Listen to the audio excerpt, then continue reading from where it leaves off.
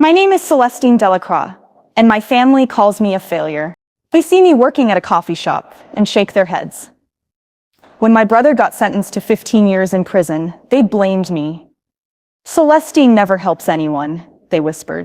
But I was hiding the biggest secret of my life. While they slept, I was secretly studying to become a lawyer. While they gave up on my brother, I was planning to save him. Then Judge Patricia Whitmore looked directly at me and said something impossible. "You own this court?" Turns out my dead grandmother left me more than anyone knew. And what happened next would shock my entire family. The wooden benches in courtroom 4B are hard against my spine, but I don't dare shift. Any movement might draw attention to me, and God knows I can't handle any more attention today. I'm pressed against the back wall, my sweaty palms clutching a worn notebook filled with legal arguments that will never see the light of day. My little brother Kieran sits 20 feet away at the defendant's table, his orange jumpsuit making him look smaller than his 24 years. His dark hair, the same unruly waves we both inherited from our grandmother, keeps falling into his eyes as he stares down at his shackled hands. I want to run to him to smooth his hair back like I used to when he was 7 and afraid of thunderstorms. But the bailiff's warning glare keeps me frozen in place. Judge Patricia Whitmore shuffles through her papers with the mechanical precision of someone who's done this 1,000 times before. Her silver hair is pulled back in a severe bun, and her reading glasses perch on the end of her nose like a barrier between her and the human wreckage spread before her bench. She's presided over every hearing in Kieran's case, and each time those gray eyes have grown a little colder, a little more distant. I know what's coming. The plea bargain was signed 3 weeks ago.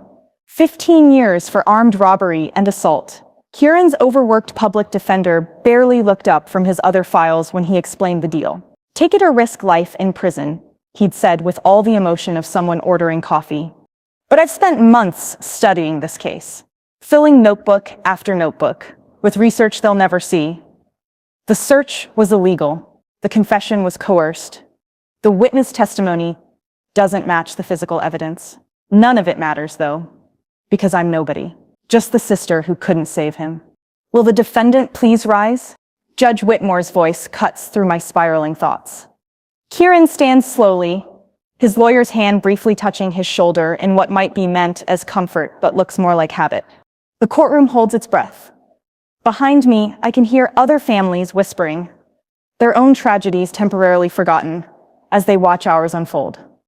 To my left, a woman clutches a tissue box, her son's sentencing probably next on the docket. To my right, an elderly man stares at the ceiling, perhaps praying for mercy the system rarely shows. Kieran Michael Delacroix. Judge Whitmore begins, her voice echoing off the mahogany walls. "You have entered a plea of guilty to charges of armed robbery in the first degree and assault with a deadly weapon. Is this correct?" "Yes, Your Honor." Kieran's voice barely carries to where I'm sitting. I want to scream.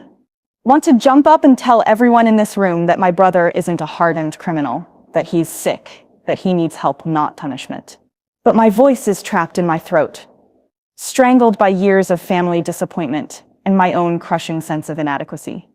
Before I pronounce sentence, Judge Whitmore continues, "Do you have anything you'd like to say to the court?" Kieran lifts his head for the first time since standing. His eyes scan the gallery until they find mine. And for a moment, we're 8 and 10 again, sharing secrets in our childhood bedroom, while our parents fought downstairs. "I'm sorry," he says, still looking at me. "I'm sorry I let everyone down. Especially my sister, who never stopped believing in me, even when I stopped believing in myself." The words hit me like physical blows. Several people in the gallery turned to look at me, this mysterious sister who supposedly never gave up. If only they knew the truth that I've been studying law in secret for 2 years, desperate to find some way to help him, but too afraid of failure to actually try. Judge Whitmore follows Kieran's gaze to where I'm sitting. For a split second, something flickers across her face. Recognition, curiosity, then her professional mask slides back into place. "Very well," she says, lifting the sentencing document. "Kieran Michael Delacroix, you are hereby sentenced to 15 years in state prison with the possibility of parole after 8 years served." The gavel falls with the finality of thunder. The courtroom erupts around me. Someone starts sobbing. Probably Kieran's girlfriend, who's been coming to every hearing, despite their breakup 6 months ago. The bailiff steps forward to take Kieran into custody. My brother's shoulders shake as the reality of 15 years settles over him like a burial shroud. She smiles. Not the cruel smile of someone enjoying our family's destruction, but something else entirely. Something knowing. Something that suggests this moment isn't the ending I thought it was, but perhaps the beginning of something I never saw coming. The words echo in my head as every pair of eyes in the courtroom turns toward me. My legs feel like water. But somehow I'm standing. Somehow I'm moving forward. Past the other spectators. Past the prosecutor's table. Past my brother who's watching me with confused hope in his eyes. I stop 3 feet from Judge Whitmore's bench. Close enough to see the questions swirling in her gray eyes. Close enough to hear her next words change everything. I thought I knew about this moment, about justice, about myself.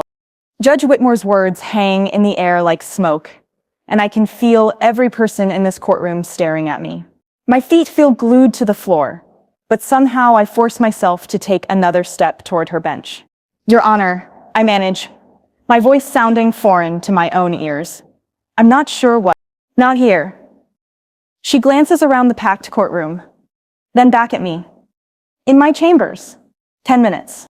The gavel falls again, this time signaling a recess. Bailiff, please escort Mr. Delacroix back to holding. Court will resume in 1 hour. I watch helplessly as they lead Kieran away in shackles. He keeps looking back at me over his shoulder, his eyes full of questions I can't answer. What could a judge possibly want with me? I'm nobody, just the sister who watches from the back row and takes notes no one will ever read. As the courtroom begins to empty, I hear familiar voices rising above the general murmur. My family has finally arrived, 3 hours late, as usual. I turn to see them pushing through the crowd. Mom, Dad, and my older sister Vivienne, all wearing the same expression of barely controlled panic mixed with irritation. They'd been at Vivienne's gallery opening across town, an event that was apparently more important than their son's sentencing hearing. What happened? Dad demands, his face red from rushing. Where's Kieran? Did we miss it? You missed everything, I say quietly. 15 years. Mom's face crumples. Oh God. Oh my God. Vivienne, perfect as always in her black designer dress, shakes her head in disgust. This is exactly what I said would happen. If someone had just... Don't, I interrupt. But she's already building up steam. If someone had actually tried to help him instead of just sitting in courtrooms taking notes like some kind of weird stalker. Vivienne, please. No, I'm tired of tiptoeing around this, Cell. You've been obsessed with this case for months. Acting like you understand legal stuff when you can barely hold down a job at the coffee shop.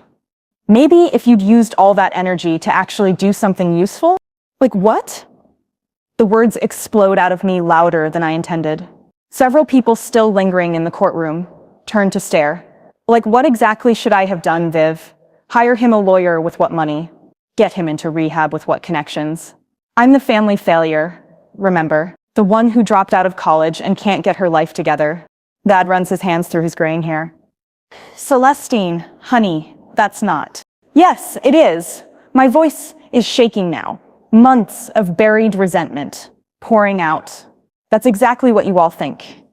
Every family dinner, every phone call, every time you look at me, I can see it. Disappointment. Like I'm this broken thing you can't figure out how to fix. We just want what's best for you, Mom says. But even she doesn't sound convinced. No, you want me to be what's easiest for you. You want me to be normal, to want normal things, to stop asking inconvenient questions about why the world works the way it does. Vivienne crosses her arms. And what's wrong with wanting normal? You're 28 years old, Cell. Most people your age have careers, relationships, some kind of direction. You deliver coffee and spend your free time in courtrooms watching other people's lives fall apart. Maybe because I care about justice. You care about drama, she snaps. You always have. Ever since we were kids, you've been drawn to broken things, thinking you can fix them. But you can't fix Kieran, and you can't fix yourself by watching his life implode. The words hit me like slaps, each one landing on already bruised places in my heart. This is what they really think of me. Not just that I'm a failure, but that I'm somehow twisted, that my desire to help people comes from some sick need for drama rather than genuine compassion. You know what the worst part is? I say, my voice barely above a whisper. Kieran knows you think these things about me, and he defends me anyway. He's the only one in this family who sees me as more than a disappointment. Celestine, Dad starts, but I'm already backing away from them. Miss Delacroix? A court clerk appears at my elbow. Judge Whitmore is ready to see you. I nod, grateful for the escape. As I turn to follow the clerk, I hear Mom calling my name, but I don't look back. I can't. If I look at their faces right now, the mixture of guilt and frustration and that particular kind of exhaustion that comes from dealing with me, I might fall apart completely. The clerk leads me through a maze of hallways to a heavy wooden door marked Ton. Patricia Whitmore, District Judge. She knocks twice, then opens it without waiting for a response. Miss Delacroix is here, Your Honor. Send her in. Judge Whitmore's chambers are nothing like I expected. Instead of the cold, institutional feel of the courtroom, this space feels almost warm. Books line every wall from floor to ceiling, not just law books, but novels, poetry, history. A small coffee pot sits on a side table next to a mug that reads, World's Okayest Judge. Plants crowd the windowsill, reaching toward the afternoon sunlight. The judge herself has removed her robe and sits behind a desk that's covered with case files and what looks like handwritten letters. Without the formal trappings of the courtroom, she looks smaller, more human, more like someone's grandmother than an intimidating arbiter of justice. Please, sit. She gestures to a chair across from her desk. Coffee? You look like you could use some. I shake my head, not trusting my voice yet. The scene with my family has left me feeling raw, exposed. Judge Whitmore studies my face for a long moment. That was your family out there, I assume.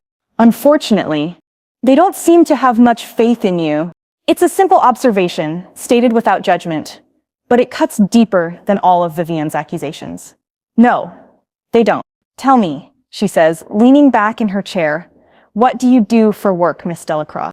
I'm a barista at Grind Coffee on 5th Street. And before that, different coffee shops, mostly. Some retail. A few temp jobs. I feel my cheeks burning. Even reciting my pathetic work history feels like admitting defeat. And yet, Judge Whitmore says, opening a file on her desk, you've been present at every single hearing in your brother's case. Every motion, every conference, every procedural delay. You sit in the back, always with a notebook, always taking detailed notes. My heart starts pounding. I wanted to understand what was happening to him. The notes you take aren't the notes of someone trying to understand, Miss Delacroix.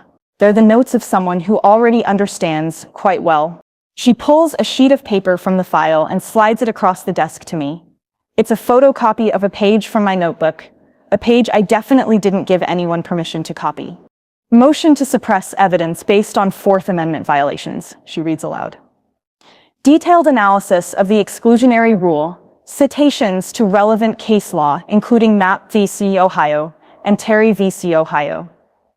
Discussion of the good faith exception and why it doesn't apply in this case. I stare at the paper, my handwriting looking foreign and incriminating under the fluorescent lights. This isn't the work of a barista, Miss Delacroix. This is the work of someone with significant legal training. The question is, where did you get that training? My mouth goes dry as I stare at my own handwriting on the photocopied page.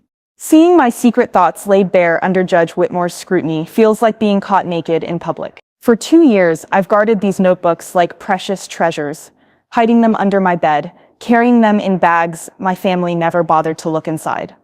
I start, then stop. How do I explain something I've never told another living soul? Judge Whitmore waits patiently, her gray eyes never leaving my face. There's no judgment there, no impatience, just curiosity and something that might be understanding. I finally whisper, you taught yourself constitutional law? I taught myself everything. The words come out in a rush now, like water through a broken dam. Criminal procedure, Evidence law, civil rights, legal writing, everything I could get my hands on. Why? That's the question I've been dreading. Because the answer takes me back to the worst night of my life. The night that changed everything between Kieran and me. The night I realized that loving someone sometimes means learning to save them from themselves. It started 18 months ago, I begin, my voice barely audible. Kieran called me at 3 a.m. He was high, scared, completely out of his mind. He said he thought he'd killed someone. Judge Whitmore's eyebrows raised slightly, but she doesn't interrupt. He hadn't, I continue quickly. No one died. But he'd been running with this crew, doing small-time robberies to pay off gambling debts. That night, something went wrong. Someone got hurt, and Kieran was convinced it was his fault. I closed my eyes, remembering that terrible phone call. My little brother's voice, broken and desperate, begging me to help him figure out what to do. The way he sobbed when he told me he was standing on the Jefferson Street Bridge, looking down at the water, wondering if jumping would be easier than facing what he'd done. I talked him down, I say, spent 4 hours on the phone with him, then drove across the city to pick him up. When I found him, he was a mess, shaking, paranoid, convinced his life was over. And that's when you decided to study law? That's when I realized how completely helpless I was. The admission tastes bitter. Here was my brother, falling apart, begging me to help him. And I didn't know anything. I didn't understand how the legal system worked, what his rights were, what options he might have. I was just useless. Judge Whitmore leans forward slightly. So you decided to change that. I started small, went to the library, checked out basic legal guides, but the more I read, the more I realized how complex everything was. So I found online courses, bought used textbooks, started studying like my life depended on it. While working full-time as a barista. While working full-time and pretending to my family that I was still the same aimless screw-up I'd always been. The bitterness in my voice surprises even me. Because they never would have believed I could do it. And honestly, neither did I. I think about all those late nights, hunched over my kitchen table with law books spread around me like shields. The way I'd hide my notebooks when anyone came over. The careful lies I told about how I spent my free time. The growing isolation as I dove deeper into a world I could never fully belong to. The LSAT, Judge Whitmore says suddenly. Did you ever take it? My cheeks burn. 3 times. And the first time, I scored in the 60th percentile. Not good enough for anywhere I wanted to go. The second time, 75th percentile. Better, but still not enough. I pause, gathering courage. The third time, I scored in the 95th percentile. That's law school material, Miss Delacroix. Harvard, Yale, Stanford material. Why didn't you apply? The question hits me like a physical blow. Because I'd been so close, so tantalizingly close to having a real chance at the life I'd been dreaming of in secret. And I'd thrown it away out of pure, paralyzing fear. Because by the time I got that score, Kieran had already been arrested, and I knew that if I left for law school, there'd be no one to fight for him. His public defender was overworked and underpaid. My family didn't understand the system well enough to help. It was just me. So you stayed. I stayed, and I kept studying. Kept learning, kept hoping that somehow all this knowledge I was accumulating would matter, that I'd find a way to use it to save him. Judge Whitmore is quiet for a long moment, studying the notebook page again. When she looks up, her expression has changed. There's something softer there now, something that looks almost like respect. The motion to suppress evidence in your notes, she says. It's better than anything your brother's actual lawyer filed. His lawyer is a good man. He's just overwhelmed. And you thought you could do better? The question hangs in the air between us. It's the same question I've been asking myself for months. Could I have done better? Could I have saved Kieran if I'd been brave enough to try? I thought I could try, I say finally. But trying would have meant admitting what I'd been doing. Admitting that I'd been studying law in secret for 2 years, while my family thought I was wasting my life. Admitting that I cared about something enough to actually work for it. And that scared you. That terrified me. The honesty of it surprises me. What if I tried and failed? What if I proved that they were right about me all along? At least this way, I could tell myself that I might have been able to help him, if only I'd had the chance. Judge Whitmore nods slowly, and I realize she understands something about fear that most people don't. Something about the way it can paralyze you even when everything you love is at stake. Miss Delacroix, she says carefully, what if I told you that you still have a chance? My heart stops. What do you mean? What if I told you that there are things about your brother's case that you don't know? Things that could change everything, but only if someone with legal training knows how to use them. I would say that someone isn't me. I'm not a lawyer. I can't represent anyone. All this knowledge is just theoretical, but it doesn't have to stay that way. She reaches into her desk drawer and pulls out a thick packet of papers. When she slides it across to me, I see the seal of the State Bar Association at the top. The emergency bar exam, she says. It's offered twice a year for exceptional circumstances. The next one is in 3 weeks. I stare at the papers like they might bite me. Judge Whitmore, I couldn't possibly... You could. The question is whether you will. My hands are shaking as I pick up the application. 3 weeks to take the test that could change everything. 3 weeks to stop hiding and step into the light. 3 weeks to either save my brother or prove once and for all that I'm exactly the failure everyone thinks I am. There's something else, Judge Whitmore says quietly. Something about your brother's case that you need to know before you decide. She reaches for another file, this one sealed with red tape that looks official and ominous. What do you mean? My voice sounds hollow, distant. Before I show you this, she says carefully, I need you to understand something. What I'm about to reveal can only be acted upon by a licensed attorney.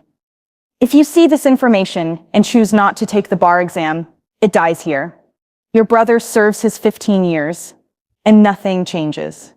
But if I pass the exam, I think about my family in the hallway, their disappointed faces and cutting words.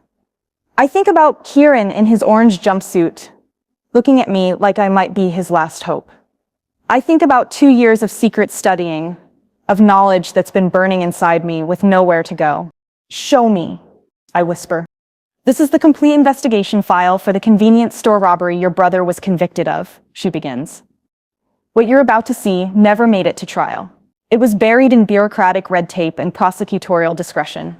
She turns the file toward me.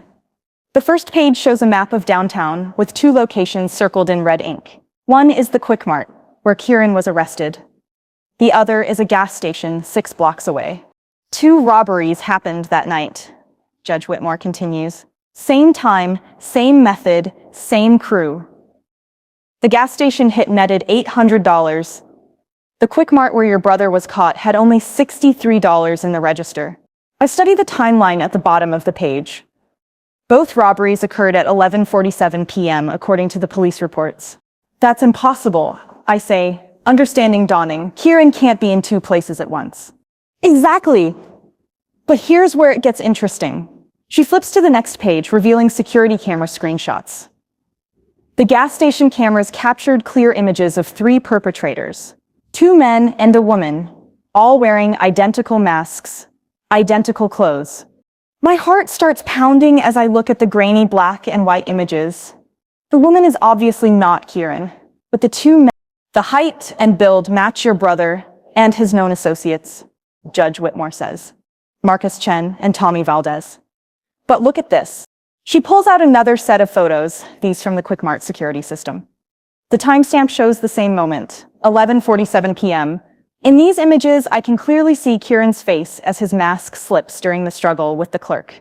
The Quick Mart photos are real, she confirms. Your brother was definitely there, but the gas station robbery happened at exactly the same time, and the perpetrators used the same method, wore identical clothing, and knew details about the Quick Mart job that only someone on the inside could have known. I'm staring at the evidence, my legal training kicking in automatically. Someone set him up. Someone used him as a decoy while they hit the bigger target. That's one theory. But it gets worse. She flips to a section labeled Financial Records. Bank statements, wire transfers, cash deposits, all with names I recognize. Marcus Chen received a deposit of $4,000 the day after the robberies, Judge Whitmore says. Tommy Valdez got $3,000. Both amounts were traced to shell companies owned by Vincent Castellano. The name hits me like ice water. Vincent Castellano runs half the organized crime in this city. He's not someone who does small-time convenience store robberies. Why would Castellano care about $63 from a Quick Mart? I ask, though I'm starting to suspect the answer. He wouldn't, but he might care about $800 from a gas station, plus the safe they cracked that contained $15,000 in cash and a ledger book detailing police payoffs in the East District. My breath catches. This wasn't about robbery. It was about the ledger. A ledger that implicated 6 police officers, 2 district attorneys, and 1 very prominent judge in a protection racket that's been running for 5 years. Judge Whitmore's voice is grim. The kind of information that could destroy careers and send powerful people to prison for life. I flip through more pages, seeing evidence that should have blown this case wide open. Witness statements from gas station employees who gave detailed descriptions that don't match Kieran. Phone records showing calls between Chen and known Castellano associates. Financial records proving the whole thing was orchestrated from above. None of this was shared with Kieran's lawyer, I say, my voice rising with indignation. None of it. The prosecutor's office buried it under ongoing investigation claims. The detective who compiled this file was transferred to traffic duty the week after he submitted it, and your brother's public defender was never told any of this evidence existed. I'm on my feet now, pacing the small space behind my chair. The injustice of it burns in my chest like acid. This is prosecutorial misconduct. This is conspiracy. This is how the system works. When powerful people have something to lose, Judge Whitmore says quietly. Your brother isn't a victim of crime, Miss Delacroix. He's a victim of politics. But why are you showing me this? Why now? You're a judge, can't you do something? She sighs, and for the first time since I've known her, she looks tired, old, worn down by the weight of justice delayed and denied. I can't act on information that came to me through unofficial channels. I can't reopen a case that's already been adjudicated. I can't force the prosecutor's office to admit they covered up evidence. She pauses, meeting my eyes. But a defense attorney with new evidence and grounds for appeal, that's different. That is standing, that has power. The bar exam application is still sitting on her desk where I left it. 3 weeks to transform from failed barista to licensed attorney. 3 weeks to gain the power to fight for my brother in a system designed to protect the powerful and sacrifice the expendable. There's something else you need to know, Judge Whitmore says, her voice dropping to almost a whisper. Something about why I'm helping you. Something about why this case matters to me personally. She reaches into her desk drawer and pulls out a small, faded photograph. When she hands it to me, my world tilts on its axis. The photo shows 2 young women in graduation caps and gowns, arms around each other, huge smiles on their faces. One of them is clearly a much younger Judge Whitmore. The other woman has my eyes, my smile, my stubborn chin. Your grandmother, Judge Whitmore says softly. Margaret Delacroix, my law school roommate, my best friend, and the most brilliant attorney I ever knew. My legs give out, and I sink back into the chair. My grandmother was a seamstress. She died when I was 5. She never went to law school. She was a seamstress after she gave up law, after she chose family over career, after she sacrificed her dreams so her children could eat. Judge Whitmore's voice carries decades of old pain. She talked about you constantly, you know, her granddaughter, Celestine, who was going to change the world. She said you had her eyes and her fire and her inability to let injustice stand. I'm crying now, tears falling onto the photograph of a grandmother I barely remember, but who apparently saw in me the potential I've spent my whole life afraid to claim.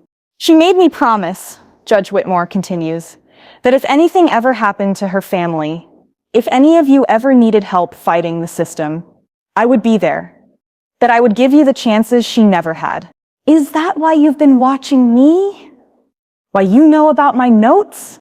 I've been watching you for months, waiting to see if you had her courage, waiting to see if you would choose to fight or choose to hide. She leans forward, her voice intense. The question is, Miss Delacroix, what are you going to choose now? The photograph of my grandmother trembles in my hands. Margaret Delacroix, Not the simple seamstress of family stories, but a brilliant lawyer who gave up everything for love. Judge Whitmore's words echo in my head, mixing with the sound of my own heartbeat and the distant noise of the courthouse beyond these walls. I don't understand, I whisper, though part of me is beginning to understand too much. If my grandmother was a lawyer, why didn't anyone tell me? Why did they let me believe she was just a seamstress? Judge Whitmore's voice carries years of old frustration. Because your father was ashamed. When Maggie gave up her practice to raise 3 children after your grandfather died, she made everyone promise never to speak of what she'd sacrificed. She didn't want her children growing up feeling guilty for the choices she'd made. But those choices shaped everything. I'm talking to myself more than to her now. Pieces clicking together in my mind. The way Dad always pushed me away from anything that looked like ambition. The way he got angry whenever I showed interest in politics or social justice. He wasn't trying to hold me back. He was trying to protect me from making the same sacrifice she did. He was also protecting himself from watching history repeat itself. The weight of this revelation settles over me like a heavy blanket. My entire family's dysfunction suddenly makes sense. Dad's disappointment whenever I showed passion for anything. Mom's constant worry about my future. Even Vivienne's harsh criticism. They were all terrified that I'd inherit my grandmother's brilliant, self-sacrificing heart. She never stopped practicing. Judge Whitmore continues, opening another file. Even after she officially closed her office, Maggie took cases pro bono from her kitchen table. Domestic violence victims, immigrants facing deportation, tenants being illegally evicted. She helped hundreds of people over the years, all while telling her family she was just taking in sewing. Inside the new file are newspaper clippings, yellowed with age. Local woman helps win landmark housing case. Anonymous lawyer champions immigrant rights. Mystery attorney forces police reform. Anonymous lawyer, I read aloud. She never took credit, never sought recognition. She just did the work because it needed to be done. Judge Whitmore touches the clippings gently.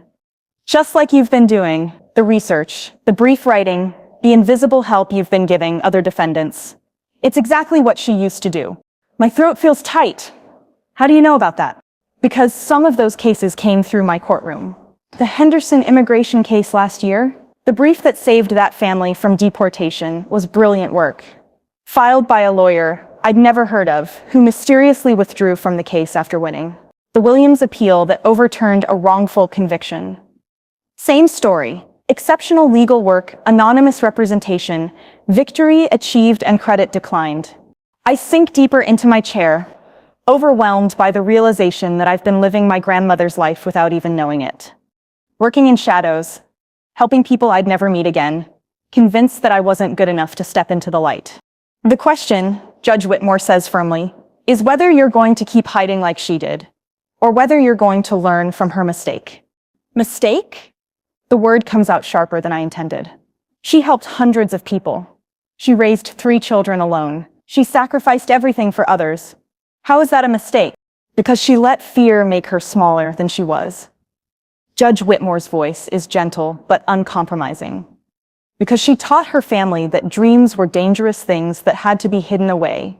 Because she chose martyrdom over mentorship. And look what it cost you. The truth of it hits me like a physical blow. My grandmother's silence about her career didn't protect her family, it damaged us. Dad grew up believing that ambition was selfish. Mom learned that dreams were luxuries working families couldn't afford. They passed those beliefs down to me and Vivienne, creating a family culture where excellence was suspected and passion was discouraged. She could have been both, I say slowly. A lawyer and a mother. A career woman and a family woman. Women do it all the time now. Not in her era, not easily. But you're right. She could have tried.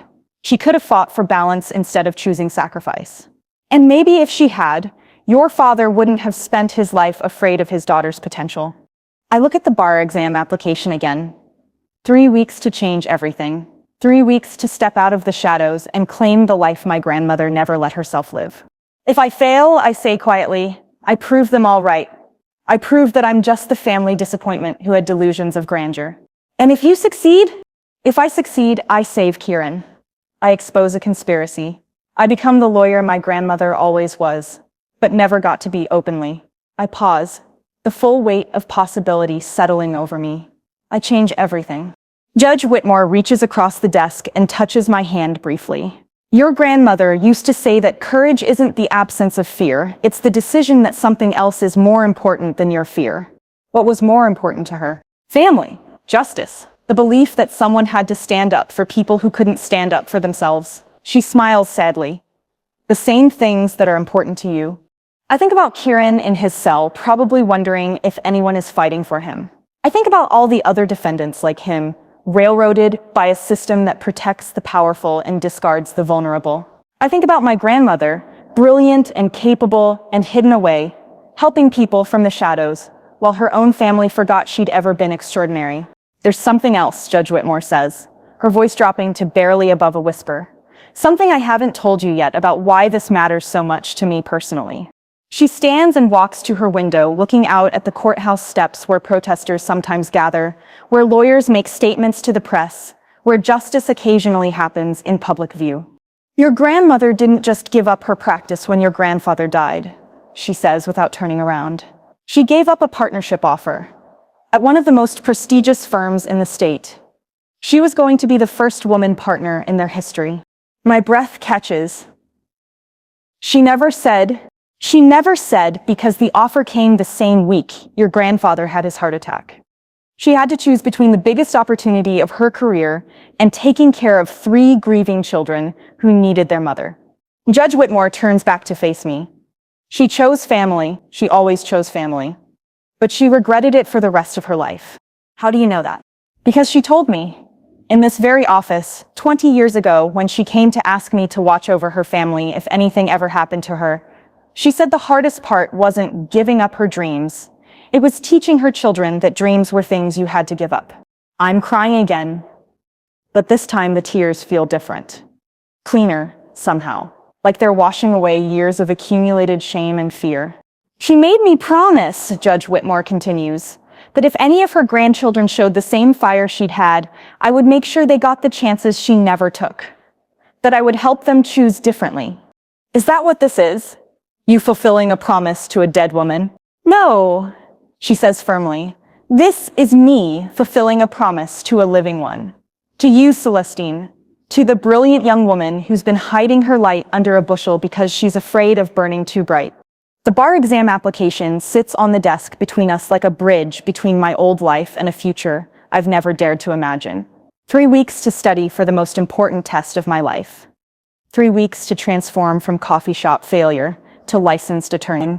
3 weeks to become the person my grandmother always believed I could be. If I do this, I say slowly, there's no going back. No more hiding, no more pretending to be less than I am. My family will have to see me as I really am, for better or worse.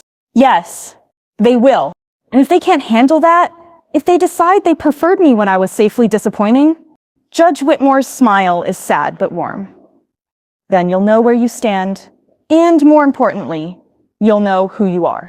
I pick up the application with steady hands. The first page asks for basic information, name, address, educational background. Simple questions that feel monumentally important. One more thing, Judge Whitmore says as I begin to fill out the form. There's something about this courthouse, about this courtroom specifically, that you should know before you make your final decision. She walks to a filing cabinet and pulls out a thick folder labeled Property Records Confidential.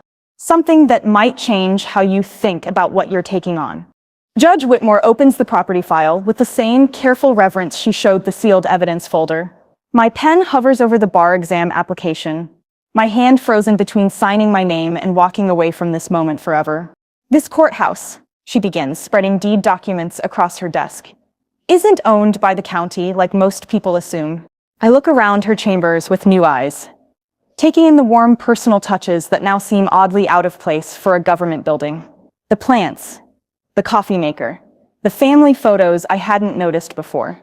It's privately owned, she continues, has been for 15 years. When the county needed a new courthouse but couldn't afford the construction costs, a private investor stepped in, bought the land, built the building, then leased it back to the state with very specific conditions about how justice would be administered here. My heart starts beating faster, though I'm not sure why. What kind of conditions? that cases would be decided on merit, not politics. That defendants without resources would receive the same quality of justice as those with expensive lawyers. That corruption and misconduct would be rooted out wherever they were found. She points to a clause highlighted in yellow on one of the documents, and that the presiding judge would have complete autonomy to ensure those conditions were met. That's unusual. It's unheard of. No private citizen has that kind of influence over a public courthouse. Unless she trails off, watching my face carefully. Unless what? Judge Whitmore flips to the signature page of the original deed. The name at the bottom makes my vision blur and my hands shake. Margaret Anna Delacroix. Your grandmother didn't just give up her law practice. Judge Whitmore says quietly. She invested every penny she made as a seamstress in real estate. Small properties at first, then bigger ones. She was brilliant with money, just like she was brilliant with law. I stare at my grandmother's signature, written in the same elegant script I remember from birthday cards when I was little. She owned this courthouse. She built this courthouse. When the county was struggling with budget cuts and an overcrowded, crumbling old building, your grandmother saw an opportunity. She'd been watching cases get mishandled for years because of inadequate facilities and political pressure. So she did something about it. She bought justice. She bought the infrastructure for justice. There's a difference. Judge Whitmore pulls out another document. This one more recent. When she died 5 years ago, she left very specific instructions in her will. The courthouse would continue to operate under her original conditions, but ownership would transfer to one of her heirs. If and only if that heir proved worthy of the responsibility. My mouth goes dry. What do you mean, worthy? She established a trust with very clear criteria. The heir had to demonstrate a commitment to justice, a willingness to fight for the powerless, and the legal knowledge to understand what they were inheriting. Judge Whitmore's eyes meet mine. They had to pass the bar exam. The room spins around me. You're saying that if I become a lawyer, I'm saying that if you pass the bar exam, you don't just gain the right to practice law. You inherit this building, this courtroom. The power to ensure that justice is served here, according to your grandmother's vision. I can't breathe! The bar exam application in my hands suddenly feels like it weighs 1,000 pounds. That's impossible! My family would know. Dad would have mentioned. Your father doesn't know. Judge Whitmore's voice is gentle but firm. The trust was sealed. Maggie didn't want her children feeling obligated or pressured. She wanted the right person to emerge naturally, to choose law because they loved justice, not because they expected an inheritance. But you knew. You've been watching me, waiting. I've been the trustee for 5 years, watching your entire family, waiting to see if any of you would show the same fire she had. When you started appearing in my courtroom, taking those brilliant notes, writing those anonymous briefs, I knew. I stand up abruptly, pacing to the window and back. Outside, the courthouse steps are busy with lawyers and defendants and families like mine, all seeking justice in a system that seems designed to disappoint them. This is too much, I say. I'm not ready for this kind of responsibility. I'm barely ready to admit I want to be a lawyer, let alone own the place where justice happens. Your grandmother felt the same way when the partnership offer came. She didn't think she was ready either. And look how that turned out. She spent the rest of her life regretting her choice. Judge Whitmore stands and joins me at the window. Yes, she did. But not for the reason you think. She didn't regret choosing family over career. She regretted letting fear make the choice for her instead of making it herself. What's the difference? The difference is ownership. She gave up the partnership because she was afraid she couldn't handle both motherhood and a demanding career. But she never actually tried. She never fought for balance, never demanded support, never believed she deserved both things she wanted. I think about my own life, all the chances I didn't take because I was afraid of failing. The college applications I never submitted, the better jobs I never applied for, the relationships I never pursued because I didn't think I was good enough. You're saying she chose fear over possibility. I'm saying she let other people's expectations define her choices, just like you've been doing. Judge Whitmore turns to face me fully. But you have a chance to choose differently. To be both things, a lawyer and a person, successful and caring, powerful and human. What if I fail the bar exam? Then you fail. And you try again. And again. Until you pass. The trust doesn't have a time limit. Celestine, your grandmother believed that if you were meant to inherit her legacy, you'd find a way to earn it. And if I pass but I'm terrible at being a lawyer, then you'll learn. You'll grow. You'll become the lawyer and the person you're meant to be. She smiles. Besides, after 2 years of self-directed legal study and a 95th percentile LSAT score, I think we can safely say you won't be terrible. The bar exam application is still waiting on her desk. 3 weeks to study for the most important test of my life. 3 weeks to transform from invisible family disappointment to courthouse-owning attorney. 3 weeks to become everything my grandmother dreamed of, but never allowed herself to be. There's one more thing, Judge Whitmore says as I walk back to her desk. Something that makes this decision even more complicated. She pulls out a final folder, this one labeled with today's date. The prosecutor's office has been investigating the Castellano connection for months. They know about the corruption, the cover-up, everything we discussed, and they've made a decision. What kind of decision? They're going to let it slide. Too many powerful people involved. Too much political risk. They'd rather sacrifice your brother than take on Vincent Castellano and his network of corrupt officials. My blood turns to ice. They're going to let him rot in prison to protect criminals? Unless someone with legal standing and access to the evidence forces their hand. Unless someone owns the courthouse where the new trial would take place and can ensure it's handled fairly. The pieces click together in my mind with horrible clarity. Kieran's only chance at justice depends on me becoming a lawyer. And my only chance at becoming the kind of lawyer who can take on this level of corruption is to inherit my grandmother's courthouse and all the power that comes with it. This isn't just about passing the bar exam, I realize. This is about becoming someone powerful enough to fight the system itself. Yes, it is. Judge Whitmore's voice is steady, unflinching. The question is whether you're ready to stop being a victim of that system and start being its master. I pick up the pen with shaking hands. The first line of the application asks for my full name. I write Celestine Margaret Delacroix in careful letters, my grandmother's middle name feeling like a prayer and a promise. One more question, I say without looking up from the form. When my grandmother built this courthouse, when she established all these conditions for justice, did she know something like this would happen? Did she somehow plan for me to end up here, fighting for Kieran? Judge Whitmore is quiet for so long. I finally look up at her. When I do, I see something in her eyes that makes my breath catch. Your grandmother, she says slowly, was the most strategic woman I ever knew. She didn't just react to injustice. She anticipated it. She didn't just help people. She built systems to help them long after she was gone. You think she knew? I think she hoped. I think she built this entire courthouse as a gift to the granddaughter she believed would someday need it to save the family she loved. The weight of that possibility settles over me like armor. My grandmother, working alone in her kitchen, helping people from the shadows while secretly building an empire of justice, planning decades ahead for a fight she knew was coming, but wouldn't live to see. As I finish filling out the bar exam application, one thought echoes in my mind. I am my grandmother's granddaughter, and it's time to claim what she built for me. The words echo in my mind as I walk back through the courthouse hallways, the signed bar exam application clutched in my hands like a declaration of war. Everything looks different now.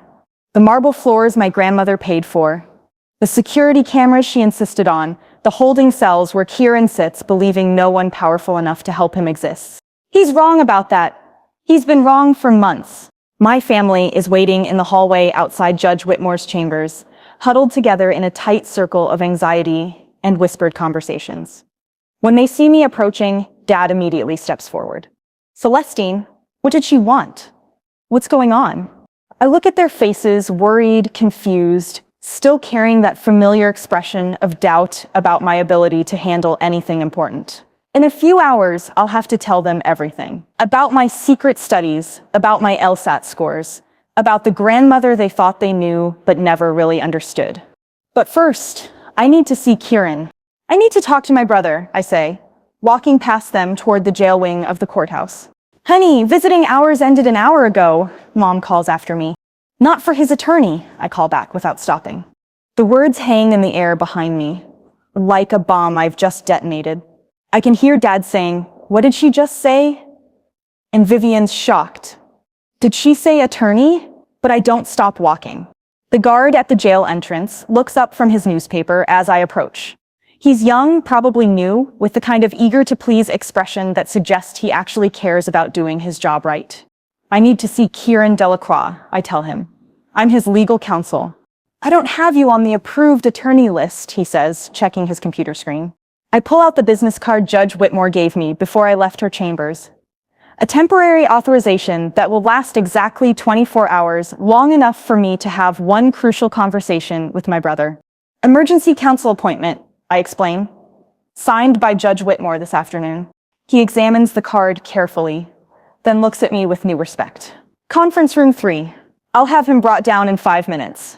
The conference room is stark white walls and fluorescent lighting, with a metal table bolted to the floor and 2 uncomfortable chairs. I've been in rooms like this before during my secret courthouse observations, but never as someone who belonged here. Never as someone with actual power to change outcomes.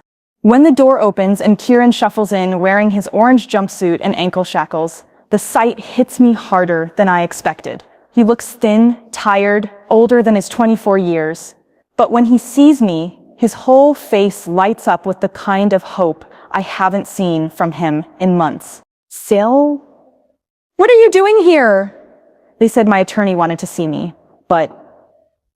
His voice trails off as he really looks at me, taking in something different in my posture, my expression. You look different. I wait until the guard closes the door, and we're alone before I speak. Kieran, I need to tell you something.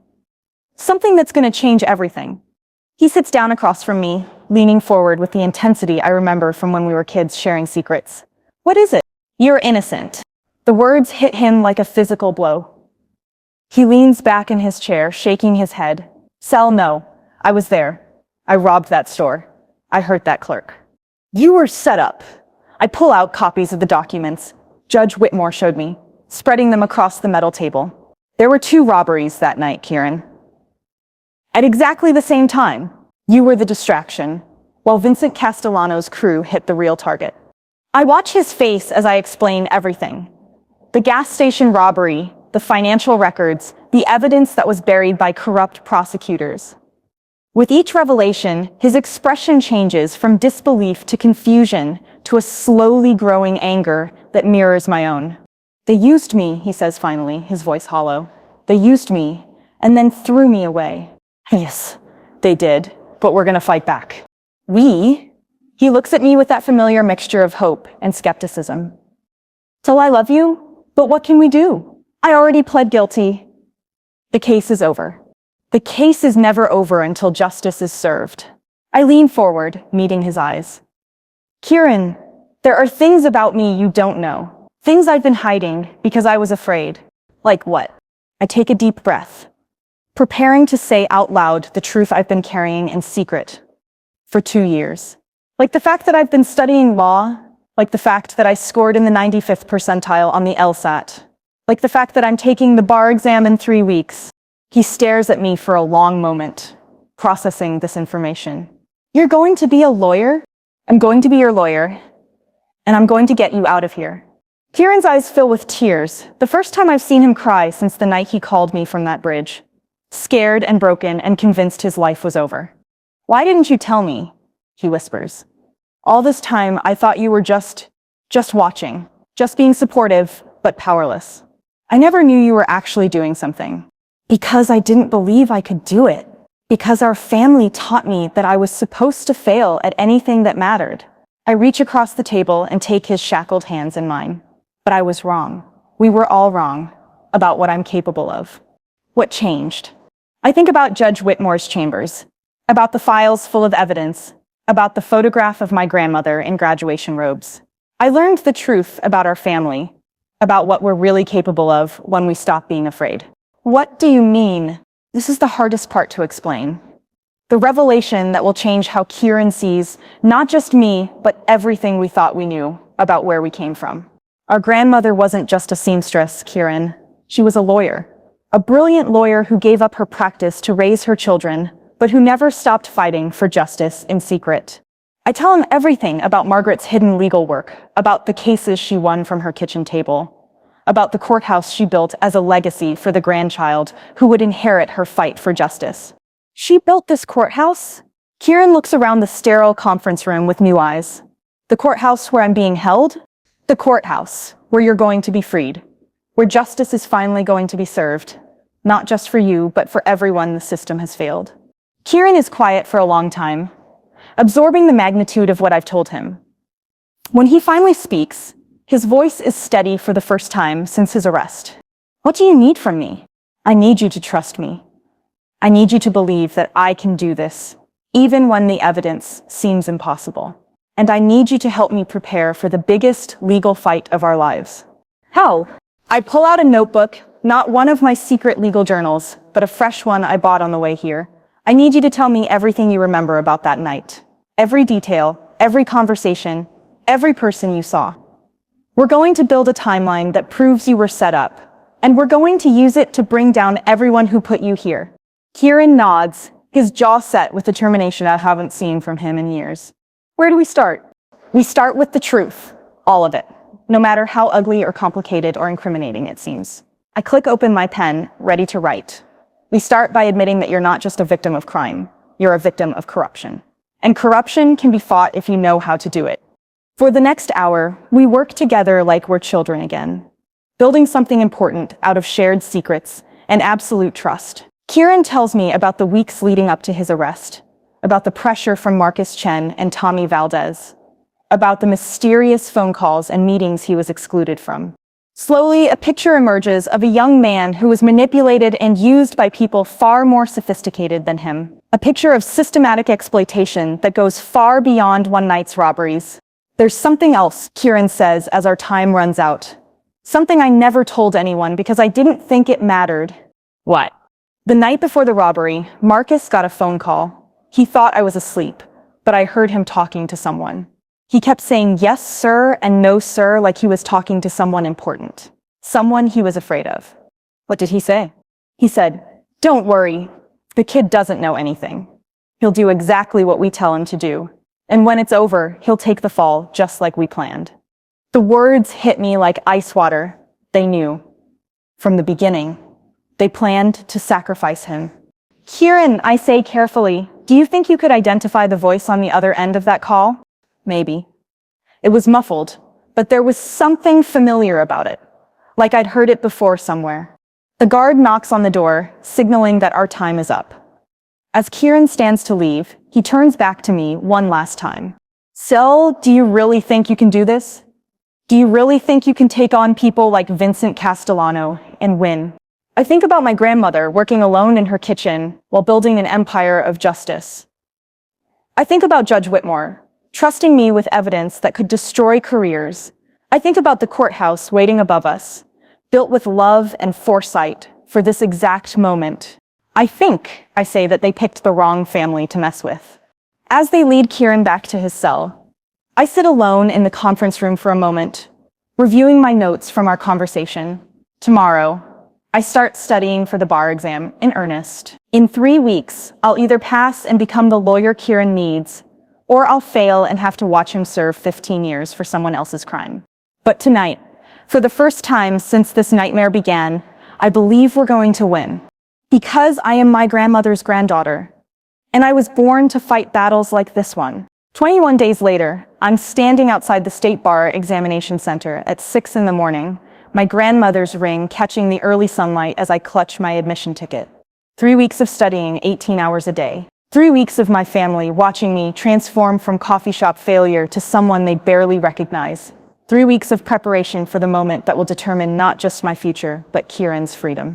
The woman in line behind me looks nervous, shuffling through last-minute notes. The man in front of me keeps checking his watch and muttering legal definitions under his breath. But I feel strangely calm, like I've been preparing for this moment my entire life without knowing it. My phone buzzes with a text from Judge Whitmore. "Your grandmother would be proud. Show them what a Delacroix can do." The testing center opens at 7 sharp. 200 hopeful lawyers file into sterile rooms filled with individual desks and computer terminals. The proctors explained the rules with military precision. No talking, no phones, no leaving except for designated breaks. 8 hours to prove I deserve to practice law. I take my seat and log into the computer system. The first section appears on the screen, Constitutional Law, the very subject that started this journey when I researched Fourth Amendment violations in Kieran's case.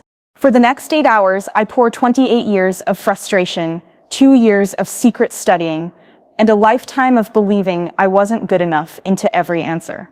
Evidence law, criminal procedure, contract disputes, tort claims, questions that would have seemed impossible 3 weeks ago now, feel like conversations with old friends.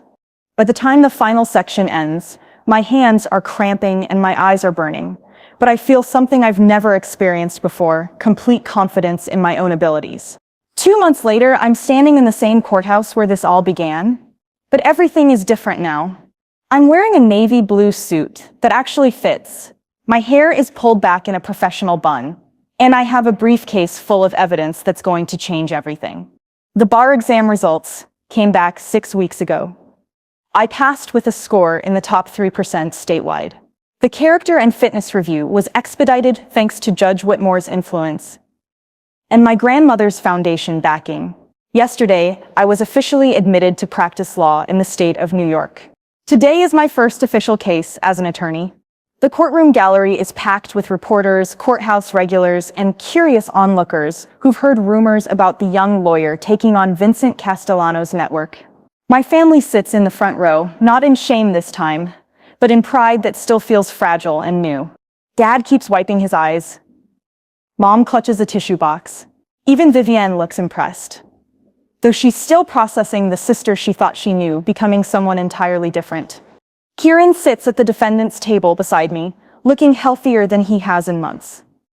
Jail has been hard on him, but hope has been harder on his enemies. For the past 6 weeks, he's been working with me to build our case, remembering details, identifying voices, helping me understand the criminal network that used him as a pawn. The prosecutor, David Chen, no relation to Marcus Chen, despite the shared name, sits across from us, looking like he'd rather be anywhere else. The evidence I've assembled over the past 2 months has turned what should have been a simple sentencing hearing into a corruption scandal that reaches the highest levels of city government. Judge Whitmore enters and everyone rises. She's wearing her formal robes, but I can see the hint of a smile at the corners of her mouth as she takes her place behind the bench that my grandmother paid for. Good morning, she begins. We're here today for a motion to vacate conviction in the matter of People versus Kieran Delacroix. Counselor Delacroix, you may proceed. Counselor Delacroix. The words send electricity through my entire body. For the first time in my life, I'm exactly where I belong. Your Honor, I begin, my voice steady and clear. The defense moves to vacate all charges against my client based on prosecutorial misconduct, fabricated evidence, and conspiracy to commit fraud on this court. Chen jumps to his feet. Your Honor, this is highly irregular. The defendant already entered a guilty plea. This conviction has been final for months. On the contrary, I say, walking to the evidence table I've spent days organizing. My client's guilty plea was based on incomplete and deliberately falsified information. When a defendant's constitutional rights are violated through prosecutorial misconduct, no plea agreement is valid. I pull out the first exhibit, a timeline showing the 2 simultaneous robberies that proved Kieran's innocence. Your Honor, I have security footage from 3 different locations proving that my client was physically incapable of committing the robbery he was charged with. The courtroom buzzes with excitement. Judge Whitmore calls for order, but I can see the satisfaction in her eyes. Furthermore, I continue. I have bank records showing payments from the Castellano crime organization to Detective Raymond Martinez, who falsified the arrest report and coerced my client's confession. Chen is sweating now, despite the courtroom's air conditioning. Your Honor, these allegations are completely baseless. Are they? I ask, pulling out my strongest evidence. Because I have recordings, Mr. Chen. Recordings of Detective Martinez discussing the frame-up with his Castellano handlers. Recordings of him admitting that my client was deliberately set up to take the fall for a crime he didn't commit. The recordings are my masterpiece. It took weeks of investigation, But I finally tracked down Martinez's former partner, Officer Sarah Rodriguez, who had been secretly recording their conversations because she suspected corruption. When I offered her immunity in exchange for cooperation, she handed over everything. Your Honor, I say, pressing play on the recording device. I'd like the court to hear Detective Martinez's own words. Martinez's voice fills the courtroom, tinny but clear. The kid doesn't know anything. Castellano wanted someone to take the fall for the gas station job, and this punk was perfect. He'll plead guilty and do his time, and nobody will ever connect it back to us. The courtroom erupts. Reporters scribble frantically in their notebooks. My family gasps in shock. Even Judge Whitmore looks genuinely surprised by the clarity of the confession.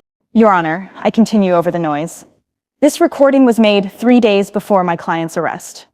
It proves premeditation. It proves conspiracy. And it proves that my client has spent the last year in jail for crimes he didn't commit. Chen looks like he's about to faint. Your Honor, we need time to verify the authenticity of these recordings. You've had the evidence for weeks, I fire back. I provided copies to the prosecutor's office as soon as I obtained them. The state has chosen not to investigate because it would implicate too many powerful people. That's not true. It is true, Judge Whitmore says firmly. Mr. Chen, I've reviewed the case file. The defense is correct. Your office has been in possession of exculpatory evidence since before the original trial. The failure to disclose this evidence is a clear violation of Brady v. Maryland and your ethical obligations as an officer of the court. She turns to address the full courtroom, her voice carrying the weight of absolute authority. Let the record show that all charges against Kieran Delacroix are hereby vacated. The court further orders an immediate investigation into Detective Martinez and all officers involved in this case. The gavel falls, and the courtroom explodes in applause. Kieran jumps up and wraps me in a hug that nearly knocks me over. You did it, he whispers in my ear. You actually did it. We did it? I correct him. We never gave up on each other. As the crowd begins to disperse, Judge Whitmore calls me to the bench one final time. Counselor Delacroix, she says with the biggest smile I've ever seen from her. How does it feel to win your first case? Incredible, I admit, but also terrifying. What if this was beginner's luck? What if I can't do it again? You will, she says confidently. Your grandmother always said you were destined for this. She reaches into her desk and pulls out a set of keys. Heavy, old-fashioned keys that look like they belong to something important. The courthouse keys, she explains. As of today, you're the legal owner of this building and everything in it. Your grandmother's trust has been executed, and the property transfers to you. I stare at the keys in disbelief. I own this courthouse. You own this courthouse. The question is, what are you going to do with it? I think about all the defendants who've sat where Kieran sat, railroaded by a system designed to protect the powerful and sacrifice the innocent. I think about all the families like mine, watching their loved ones disappear into a justice system that has forgotten what justice means. I'm going to use it, I say firmly. I'm going to make sure that what happened to Kieran never happens to anyone else. I'm going to turn this place into what my grandmother always intended, a courthouse where justice is actually served. And your law practice. I'm going to specialize in cases like this one, people who've been failed by the system, who need someone willing to fight corruption and misconduct wherever it hides. Judge Whitmore nods approvingly. Your grandmother would be very proud. As I walk out of the courtroom, my courtroom, with my family surrounding me and my brother free beside me, I catch sight of my reflection in the window. The woman looking back at me isn't the family failure anymore. She isn't the disappointment who couldn't get anything right. She's Celestine Margaret Delacroix, attorney at law, granddaughter of Margaret Delacroix, who built this courthouse as a gift to the future, sister to Kieran Delacroix, who never stopped believing even when everyone else did. She's exactly who she was always meant to be. Outside the courthouse, reporters crowd around us asking questions about the corruption scandal, about my meteoric rise from barista to courthouse-owning attorney, about what comes next. But I only answer one question, from a young journalist who reminds me of myself 6 months ago. Miss Delacroix, she asks, what would you say to someone who feels like they're not smart enough or strong enough to fight for what they believe in? I think about that scared young woman sitting in the back of this very courtroom just months ago, convinced she was powerless to help the person she loved most. I'd say that you're stronger than you know. I tell her that sometimes the people who doubt you most are the ones who love you, and they're not trying to hurt you. They're trying to protect you from disappointment. But you can't let their fear become your ceiling. And if you fail, then you get up and try again. Because the alternative, living a small life to avoid the possibility of a large failure, isn't really living at all. As we walk down the courthouse steps together, Kieran falls into step beside me. So what's next? He asks.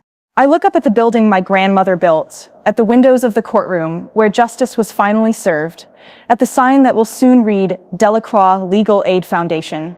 Justice, I say simply. What's next is justice for everyone who needs it. For the first time in my life, I know exactly who I am and what I'm meant to do. I am Celestine Delacroix, and I own more than just a courtroom now. I own my destiny. And that's how Celestine went from family failure to courthouse owner, proving that sometimes the people who doubt you most are just afraid of how bright you might shine. I hope Celestine's story inspired you to never give up on your dreams, no matter who tells you they're impossible. Now I'm curious, where are you listening from? Drop your city or country in the comments below. I love hearing from listeners all around the world. If this story touched your heart, please hit that like button to help spread kindness to others who need to hear it. And don't forget to subscribe to our channel. Every subscription helps us reach more people with stories of hope and transformation. Speaking of hope, there's another incredible story waiting for you right on your screen. Click on the video that just appeared. It's about someone who refused to let their past define their future. And I think you're gonna love it. Until next time, remember, you're stronger than you know. And your story isn't over yet. Keep spreading kindness.